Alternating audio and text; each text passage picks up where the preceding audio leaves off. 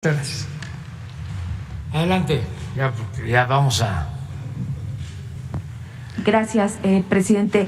El INEGI reporta que los mexicanos gastaron 7 veces más en salud que la inversión total que hizo el gobierno federal en este sector el año pasado. Me gustaría que hiciera una autocrítica del por qué la gente está optando por los servicios de salud privados, si esto deja o demuestra que los servicios de salud públicos aún siguen siendo deficientes e insuficientes.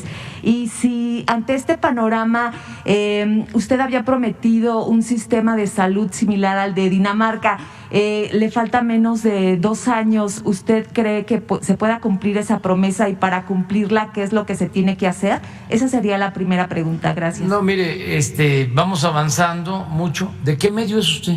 Erika Hernández, de Reforma. Bueno, ahora mismo, ¿por qué no vuelves a informar sobre en los estados donde está el IMSS Bienestar, cómo se está incrementando el número de consultas y de atención a partos y todo? Porque lo acabamos de decir. Sí, presidente, pero sí, en una manera general, el sistema de salud, de manera general, no vemos que esté cumpliendo con lo que usted había prometido. Sí.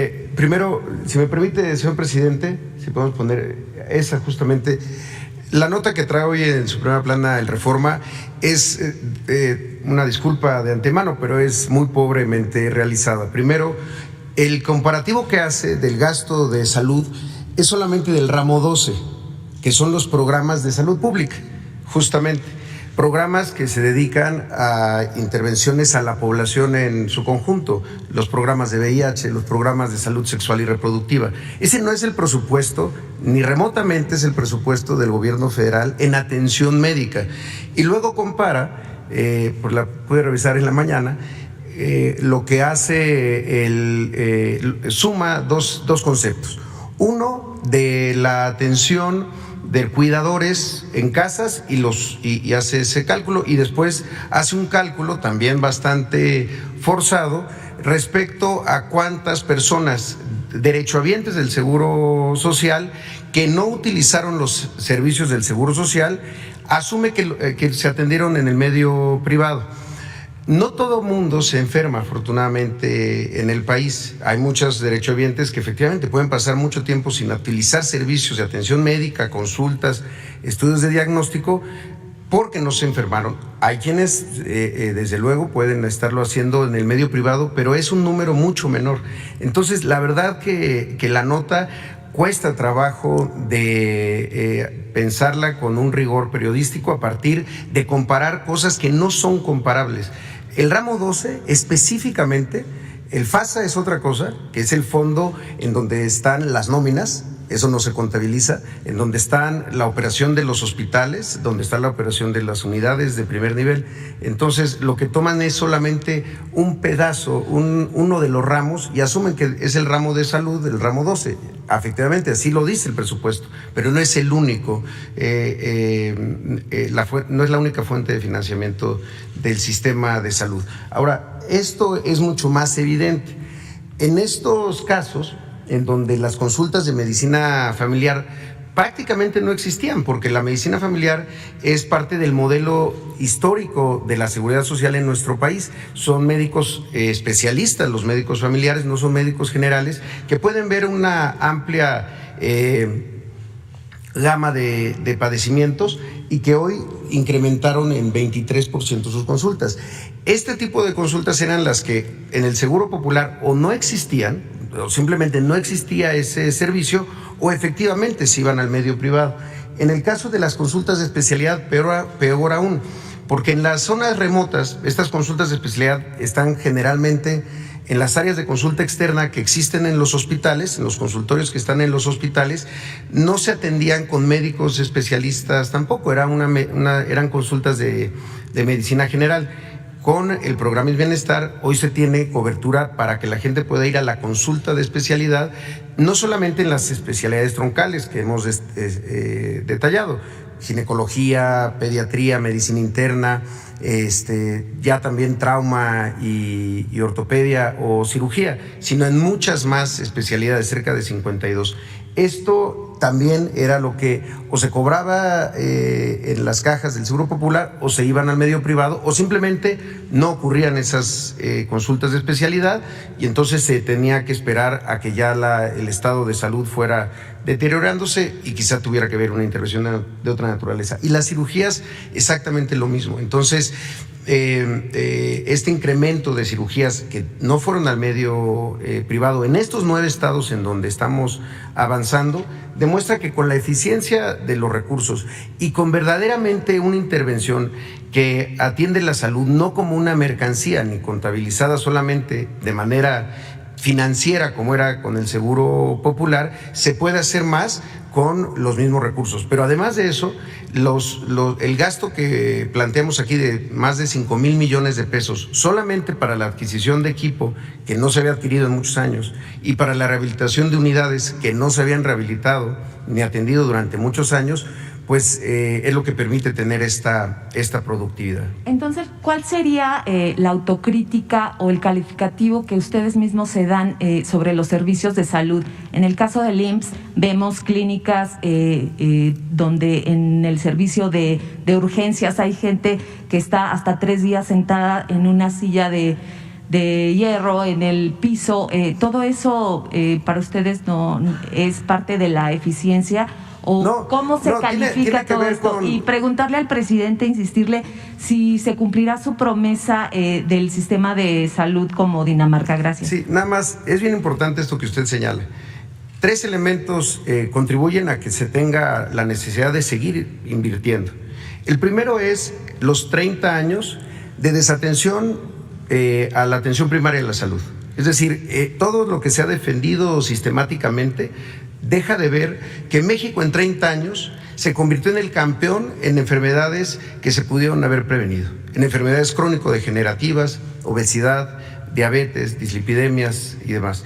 Esos 30 años de régimen neoliberal que se defienden con tanta vehemencia, no se toma en cuenta que fueron los años donde se incrementó y se cambió en la atención médica, se hizo un giro y pasamos de atender atención ginecobstétrica, enfermedades de contagio o accidentes, a atender enfermedades que se hubieran podido evitar.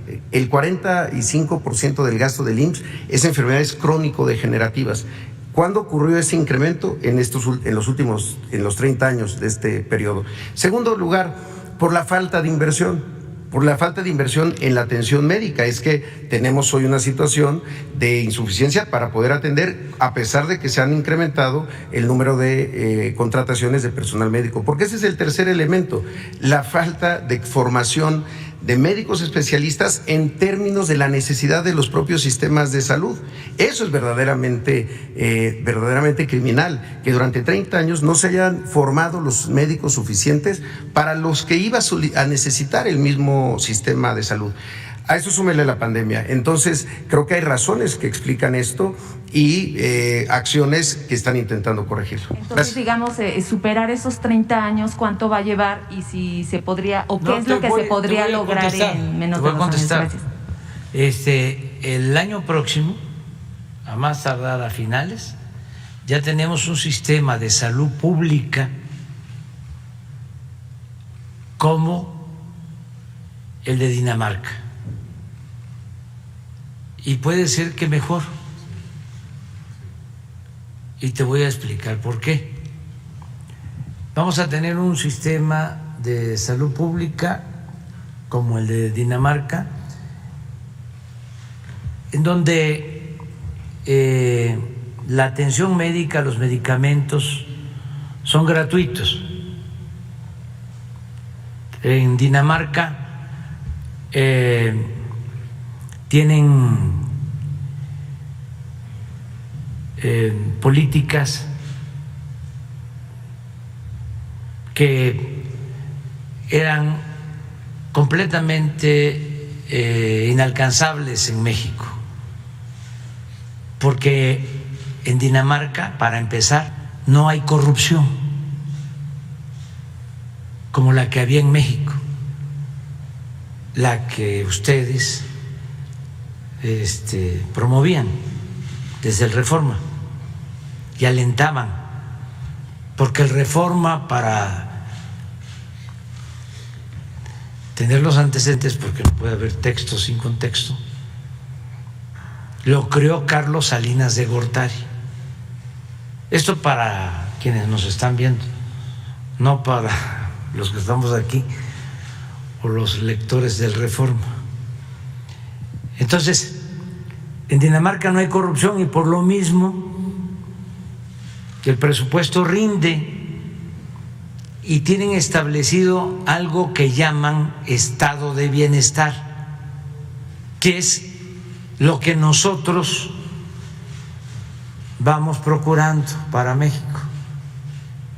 Primero, que no haya corrupción, y segundo, establecer el estado de bienestar. ¿Qué es en esencia el estado de bienestar? Que la persona tenga seguridad desde que nace hasta que muere, desde la cuna hasta la tumba, muy contrario a lo que defiende el Reforma. El Reforma no está de acuerdo con el estado de bienestar. El Reforma está de acuerdo con la privatización de los servicios de educación, de los servicios de salud.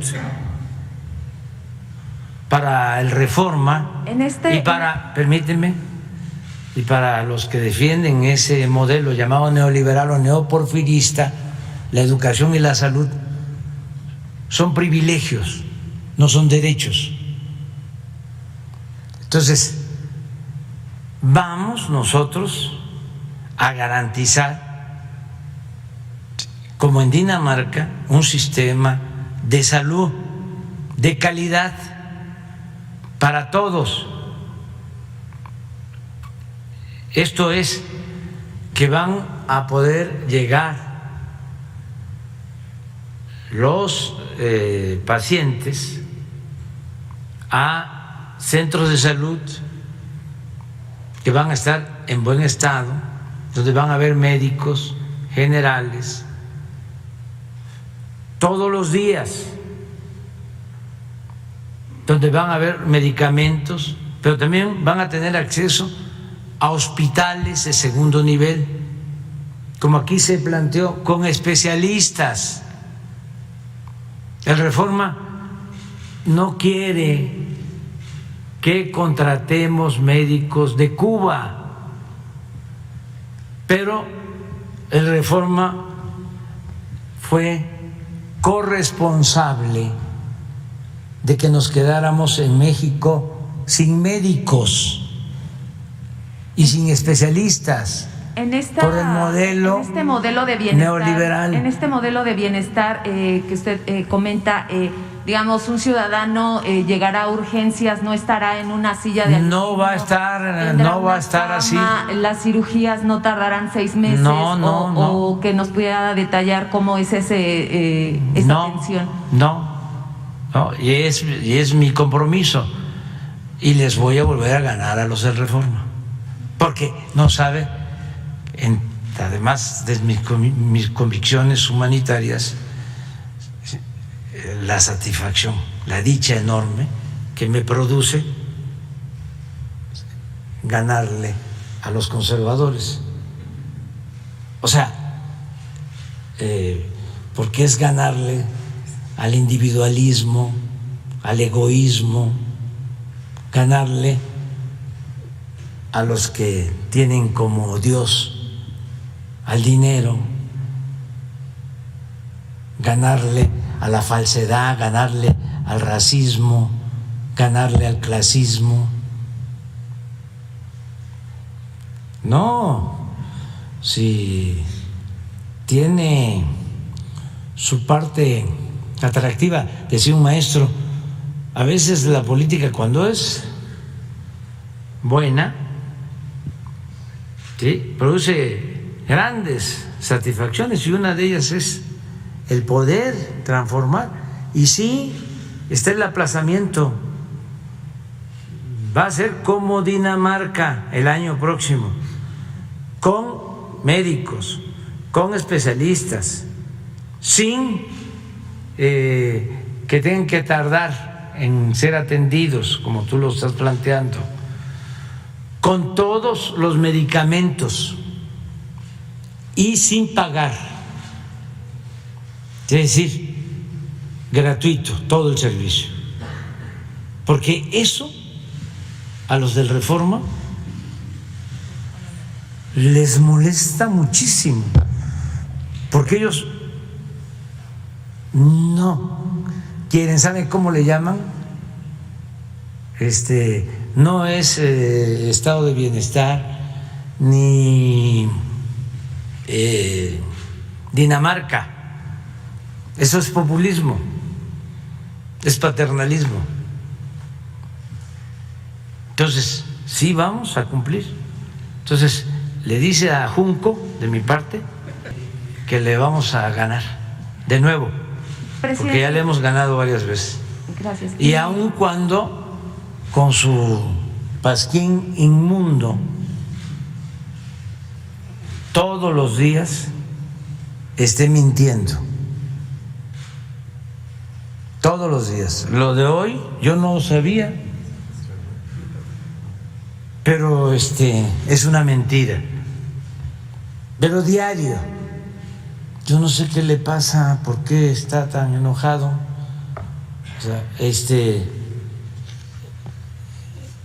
entiendo, pues, porque no solo es él representa al señor Fernández, el dueño de los Oxxos de Monterrey, y representa, pues, a un grupo que siempre lucró con el presupuesto público y se dedicaron a saquear y ahora están muy molestos, pero que se serenen, que se tranquilicen y que esperemos, es el año próximo, lo de Dinamarca.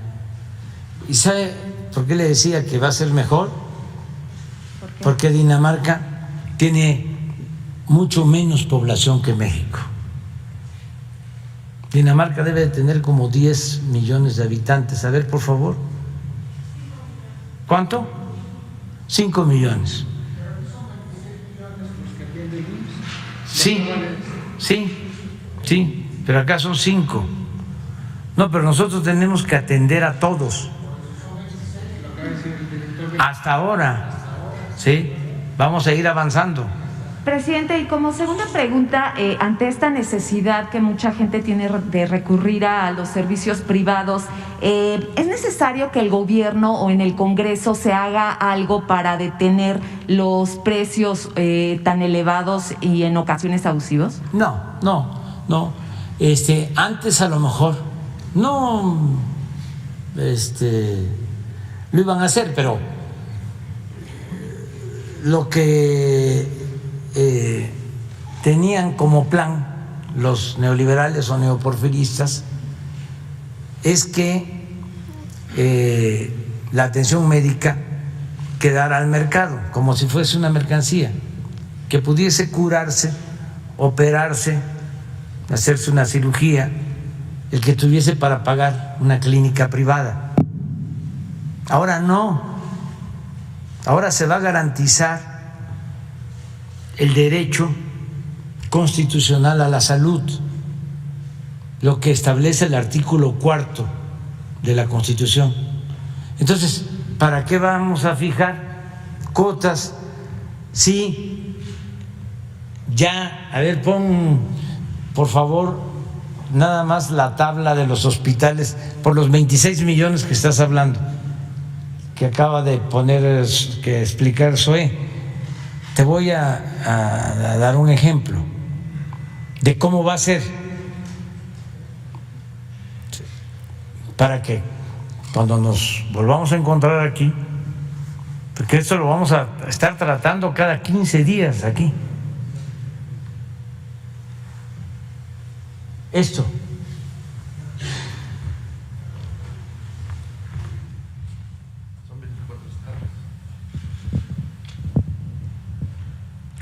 En estos 24 estados, estos 330 hospitales y en 8.079 unidades médicas rurales, sobre todo en estos hospitales, ya no hay caja registradora. Se quitaron. A ver, pon la otra lámina. No se cobra. Entonces, ¿para qué vamos a fijar tarifa? El que tenga posibilidad de hacerlo y quiera ir a un hospital privado, lo puede hacer. Ese es su derecho. Pero el estado de bienestar va a garantizar el derecho a la salud gratuito.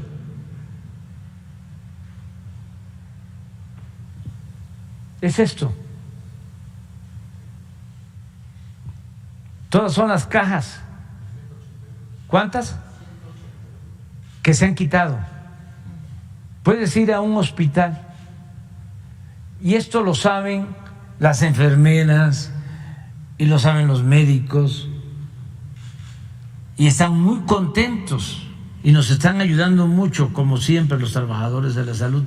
Presidente. Y es un proceso que se había dilatado, porque tú hablaste de tiempo, porque lo íbamos a hacer desde el inicio del gobierno, pero se nos vino la pandemia y tuvimos que atender la emergencia. Pero ahora que afortunadamente está bajando el número de contagios, ya estamos en este plan.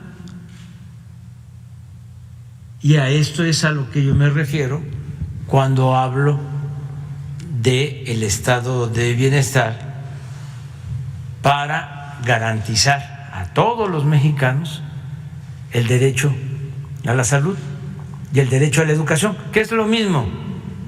¿Qué es la educación? ¿Por qué no tenemos médicos? Porque rechazaban a los que querían ingresar a las escuelas de medicina con la mentira,